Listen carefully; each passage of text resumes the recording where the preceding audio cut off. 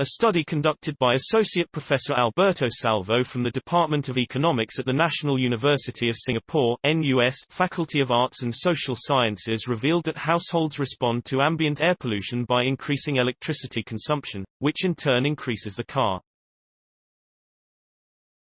The study, set in Singapore, revealed that better air quality will bring about climate co-benefits, in reducing electricity generation via lower household demand, and thus mitigating carbon emissions. Association Professor Salvo said, urban areas in developing Asian nations are home to an expanding base of energy consumers, with energy supply likely to remain carbon-intensive for decades in the absence of major technological or regulatory shifts. Understanding what drives energy demand across the socioeconomic distribution of Singapore households can provide insight on the future energy demand of urban populations in the region's cities as incomes rise. This is important for policymakers when forecasting and influencing future emissions paths in the context of climate change. The results of the study were published in the Journal of the Association of Environmental and Resource Economists in July. The link between air pollution and household energy demand. The study examined utility meter readings of 130,000 households, a 1 in 10 random sample of all households in Singapore, from 2012 to 2015. The same household's energy consumption was examined over time and compared with concurrent PM2.5 measurements, fine particles less than 2.5 micrometers in diameter, from the Air Monitoring Network, which is the standard for measuring air pollution. The findings showed that overall electricity demand grew by 1% when PM2.5 rose by 10 micrograms per cubic meter, gram per cubic meter. The reasons were twofold. Increased air pollution led to households staying indoors more to mitigate the pollution impact, and PM2.5 pollution led to the closing of windows, and running of air conditioners and air purifiers more intensively, either to reduce indoor particle levels or Besides electricity, the study found that households exposed to air pollution consumed more natural gas. Another study by Association Professor Salvo that was published in 2018 found that households consumed more water from the grid when exposed to air pollution. In terms of research design, the study had to contend with the fact that air pollution is not only a driver of electricity demand but also a product of fossil fuel-based electricity generation. It was necessary to separate cause from effect.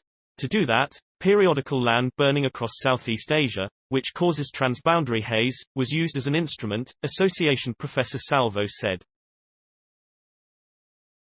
Delving deeper, the study found that PM2.5 had a larger percentage impact on electricity demand as household income and air conditioning access increase.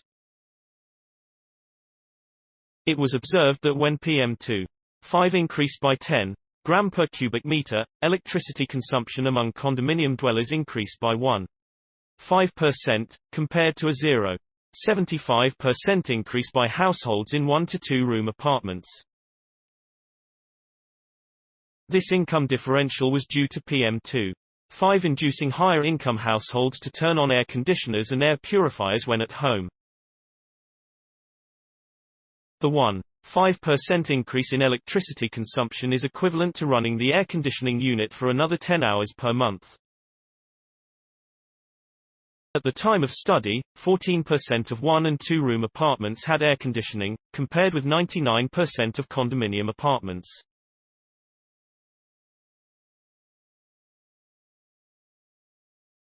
To complement the observational evidence from utility meters, a review of product catalogs on air conditioners revealed that air conditioner manufacturers promote indoor air quality as an additional product attribute to cooling. A 311-person survey on home energy behavior also found that haze pollution induced sleeping with the windows closed, less dining out, and the increased use of the air conditioner and air purifier.